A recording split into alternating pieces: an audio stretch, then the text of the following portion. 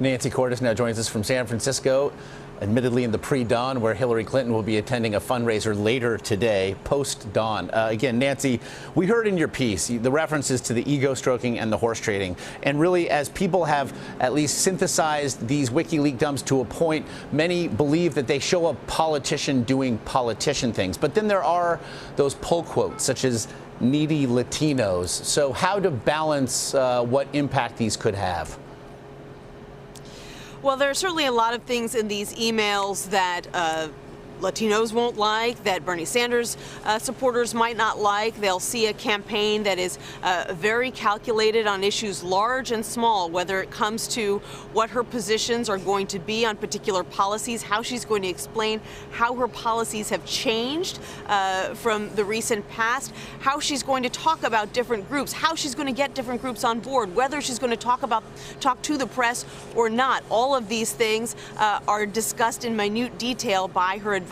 Now, yes, this goes on every campaign, every major professional campaign, one like this. If you looked at the Trump campaign's emails, you'd find lots of embarrassing things as well. But it does reinforce some of the narratives that are already out there about Hillary Clinton, that she's too calculated, that she's walled off from the press and from others, that she is simply triangulating her positions to best capture the zeitgeist of the moment and doesn't have these overriding, overreaching beliefs that remain true over time. So it is problematic for them, and would probably be more problematic for them if we weren't seeing what was going on with Donald Trump on the other side, that is frankly sucking up a lot of the oxygen. The bigger problem for them, Josh, is that we've really only seen the tip of the iceberg so far, and there are potentially tens of thousands more emails that WikiLeaks seems intent on dribbling out every single day between now and election day. And so how will that inform the strategy? This idea that it would appear that these will be coming daily now for the next 27 days, but also is there a sense in the campaign that the worst is yet to come?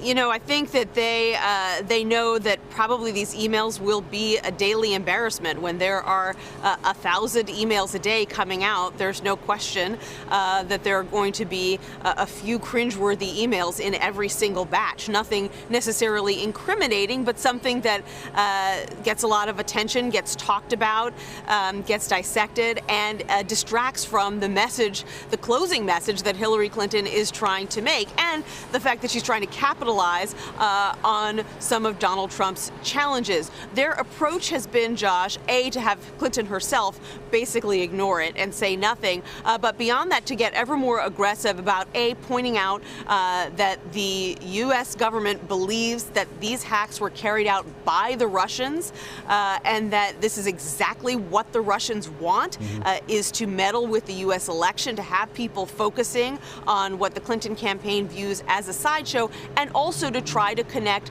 Donald Trump and his orbit to the release of these emails, to argue that it appears that a Trump confidant may have gotten advance notice from WikiLeaks that these emails were going to be released.